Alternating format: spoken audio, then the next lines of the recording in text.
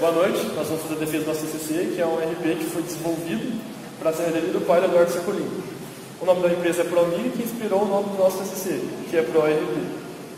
Os membros do grupo são Carlos Eduardo, Humberto Zingra Costa, o Gabriel Mazzucchi Ribeiro e eu, Wesley Tupana Ferreira.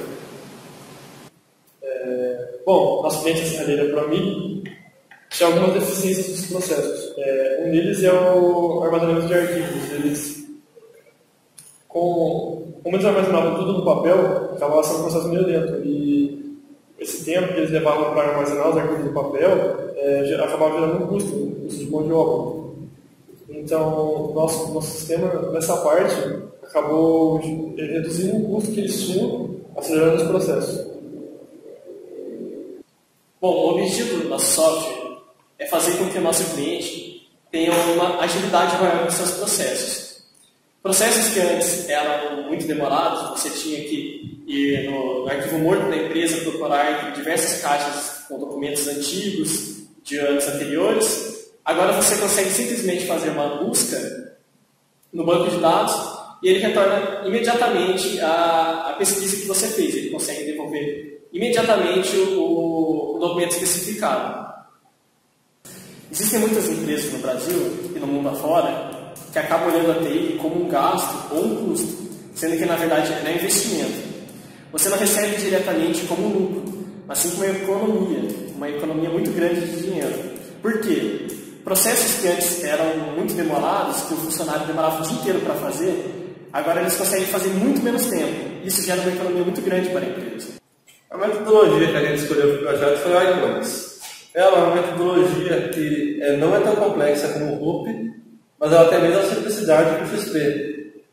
E ela foi feita exclusivamente para desenvolvimento comercial de sistemas de médio e pequeno porte. E ela tem um diferencial dentro das metodologias, que é o uso de diagrama de sequências no lugar do diagrama de atividades, no qual você consegue especificar o passo a passo correto de cada atividade que o usuário vai fazer no sistema. E entre os diagramas que pedem no Iconics estão o de classes, o de casos de uso, de sequência, entre outros que são padrões das metodologias.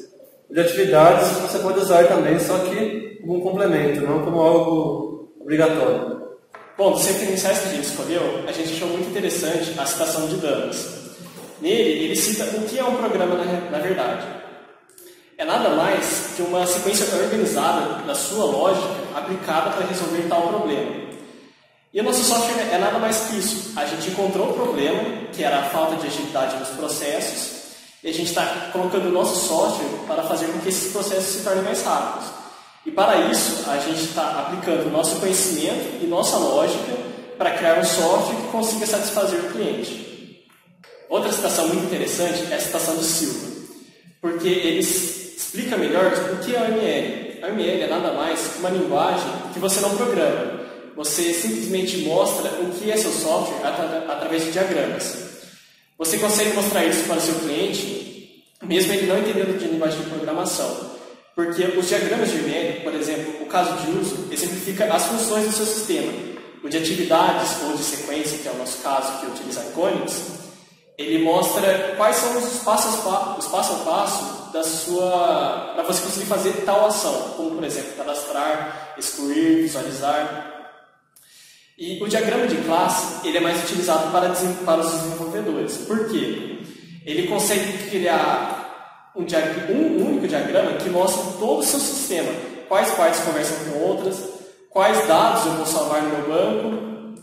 E a ML, então, é realmente uma linguagem que você não precisa programar. Você simplesmente modela o seu sistema. Bom, a gente tinha notado a dificuldade da empresa por não ter um software de gerenciamento. Então, no nosso estudo de caso, nós fomos até a empresa, conversamos com o cliente, fizemos uma entrevista informal para levantar tais dados e delas foram retiradas informações de alta importância para ajudar no desenvolvimento do software, como, por exemplo, como são feitas as fichas de EPI, que são bastante utilizadas na empresa, e também a geração de orçamento. Feito o estudo de caso, nós conversamos e decidimos qual tecnologia nós iríamos usar. Nós queríamos uma tecnologia que tivesse um visual bacana para o cliente e também que tivesse uma boa performance. Então nós optamos pela plataforma .NET, nós utilizamos o que há de mais novo em desenvolvimento desktop na parte gráfica, que é o WPF, juntamente com a API Material Design, e o banco de dados nós utilizamos o MySQL. Na hora de levantar os requisitos para colocar no documento, a gente levou em conta a arquitetura que a gente ia usar no software e quais requisitos seriam feitos para cada funcionalidade. E o padrão usado para o desenvolvimento foi o MVC, que é o Model View Controller, que é o mais usado na plataforma .NET, no qual você tem uma view, que seria a sua tela, ela interage com o controller, e esse controller interage com uma classe que faz transação com um banco de dados. E o model seria a definição dos dados em si no sistema. Também, na parte de funcionalidades, definimos que teríamos 5 padrões, que seria inserir, alterar, excluir, visualizar e inativar. Para que serve cada um? Ao inserir, você pode cadastrar dados novos no sistema, como inserir um cliente novo, um novo serviço. Alterar, você consegue editar o registro, menos alterar o ID principal do registro. Ao você visualizar, você consegue ver todos os dados cadastrados naquele mesmo dado. E o mais importante seria excluir e inativar. Que no caso, quando você tem um cliente que não fez nenhuma transação no sistema e não comprou nada, ele está apto a ser excluído do sistema, pois ele não tem nenhum registro ainda e pode se considerar um erro ter cadastrado ele. Porém, quando a partir do momento que ele faz alguma compra e tem um registro no sistema, ele passa a ter um log próprio no banco de dados e não pode ser excluído. E por isso é definida uma flag nele que ele só pode ser inativado para não ser usado novamente em outras transações. No software foi implementado um sistema de auditoria, no qual ele armazena os logs para evitar fraudes, como ter provas que alguém fez alguma alteração indevida no registro. Assim como ele também registra desde um login até um cadastro simples do sistema. E tem 2 tipos de usuário no sistema, que seria o comum e o administrador, no qual o administrador pode ter acesso a qualquer coisa, o usuário comum pode visualizar e inserir somente coisas simples como clientes e serviços que ele vai realizar. Como mencionado antes, o software consiste em uma aplicação desktop, feita em C#, usando o padrão WPF para interface.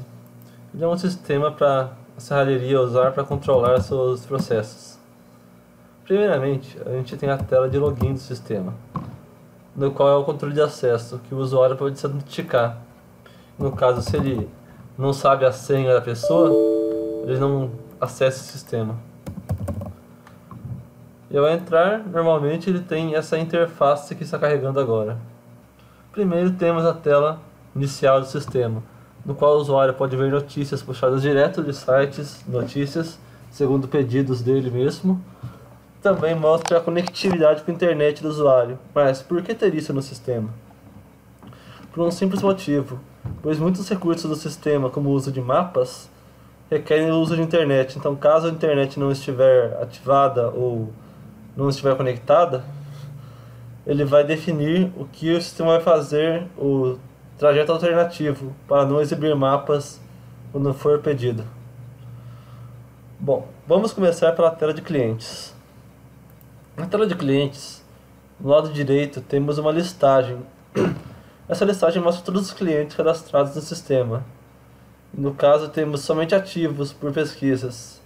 Também podendo pesquisar todos, até inativos, que no caso não tem nenhum.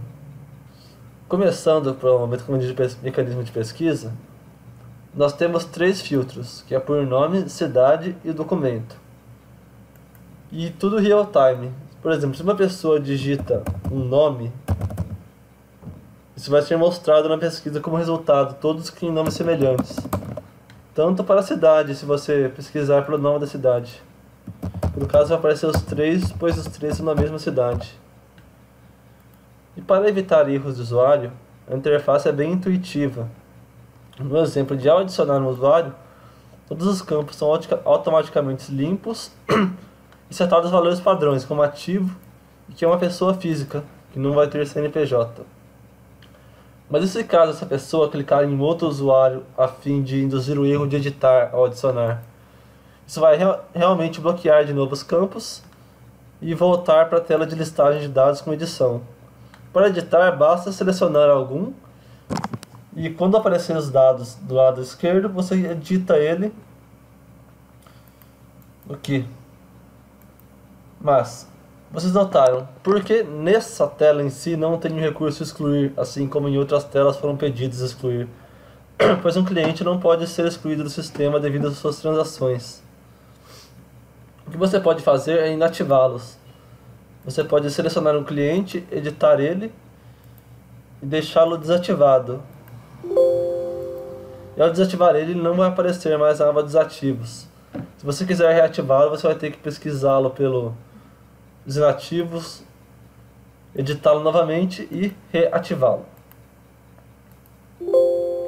E assim ele volta a aparecer nos ativos. Na segunda tela, temos a tela de funcionários, que consiste no mesmo padrão da tela de usuários. E com uma pequena diferença que todas as telas têm, que refere-se a pessoas, que é uma busca por CEP. Se você pesquisa algum CEP de alguma pessoa, por exemplo, 138433054, e apertar Enter no campo, ele vai automaticamente pegar dos correios o endereço da pessoa e preencher.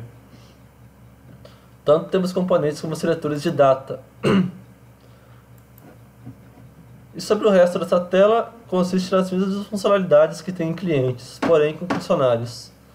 E lembrando que funcionários podem ser usuários do sistema. Se você quer definir ele como, vamos ver, alguém que não tem. Por exemplo, esse usuário, ele não tem usuário nenhum, ou seja, ele não é nem administrador, nem usuário comum. Ele não pode acessar o sistema nem com login. Então, como resolver isso? Você pode simplesmente adicioná-lo como um usuário e definir a ele login e senha. Aqui temos um usuário e senha, pois foi feito um teste anteriormente com esse usuário. E ele antigamente tinha um usuário, e agora não tem mais. Mas, ao selecionar para ele ter um usuário novamente, ele vai recuperar os dados antigos do login dele.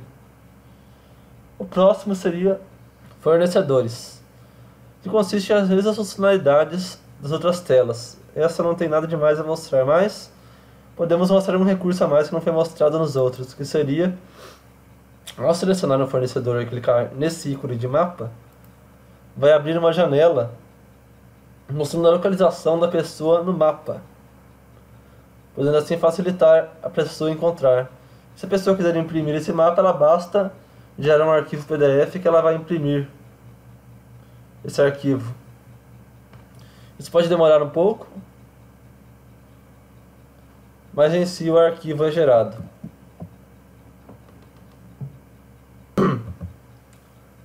Depois temos a tela de serviços, no qual o usuário cadastra os serviços que a serralheria vai oferecer. No caso de uma instalação de porta, e a pessoa define um valor para esse serviço. No caso, esses campos são bloqueados para validação. Ela pode digitar letras, o que for, o campo é sempre validado corretamente.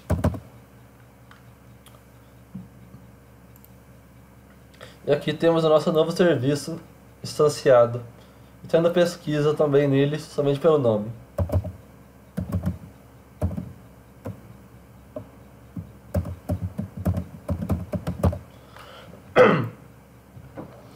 Agora temos duas telas, contas a pagar e contas a receber, que não temos muitas cadastradas. Nessas telas são registrados os débitos e créditos do usuário. Consiste no mesmo mecanismo de os outros cadastros. Porém, fique atento que todos eles têm um fornecedor ou usuário que vai ser mencionado, que no caso do pagar seria um fornecedor. E no contas a receber você selecionaria um cliente. Na próxima temos a aba de orçamentos. Nela você pode adicionar serviços a um pedido. Por exemplo, já temos um criado. Nela temos os serviços que vão ser feitos, o logo da empresa que você seleciona aqui em cima, para serem impressos junto no PDF na hora da impressão. Os valores unitários e o valor total dos serviços que será feito. E assim que você vai editar, você tem a opção de imprimir em PDF esse orçamento. Vamos imprimir para mostrar um exemplo para vocês. Que no caso isso não conta como um documento fiscal. É uma impressão de orçamento para o cliente. E nele mostra os encargos que vai ter, o ID do documento, as condições definidas do cadastro, os valores dos serviços e os serviços que são inclusos nesse orçamento.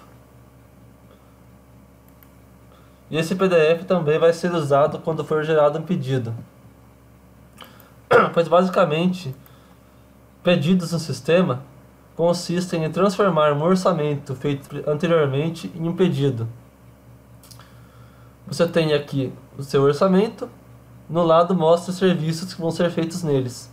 Quando você adiciona aqui, automaticamente ele vira um pedido de venda e você pode imprimir novamente o comprovante para o cliente.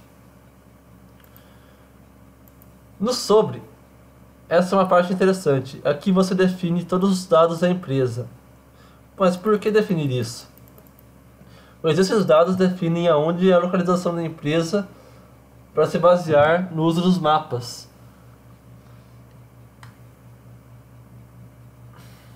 E por fim, temos o recurso de auditoria, que são os logs de sistema. Tudo que um usuário faz é registrado aqui. Desde alterar, logar no sistema, sair do sistema, tudo é logado aqui com data, ação e quem foi o responsável por isso. Bom, o nosso software se trata disso. Espero que vocês tenham gostado. Agora vamos para as conclusões gerais do nosso projeto. É importante ressaltar que o processo de desenvolvimento do software foi concluído e ele está sob fase de testes. Assim que os testes forem concluídos, a implementação do software será executada na empresa. E, além de tudo, é importante ressaltar também que o processo de aprendizagem em desenvolvimento de software, em desenvolvimento do TCC, foi muito amplo, porque a gente correu atrás de muita plataforma para não usar pirataria. A gente procurou as bibliotecas, as APIs com maior nível de tecnologia, com melhor aparência, melhor ambiente gráfico e, o mais importante, com menos recursos.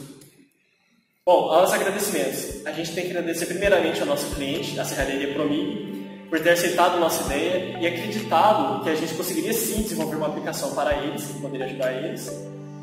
A gente gostaria de também agradecer ao nosso orientador, o professor Rafael Martins Gomes, aos outros professores da banca também, o Carlinhos e a professora Ana Karina, e agradecer a todos da FATEC por ter nos acolhido como alunos.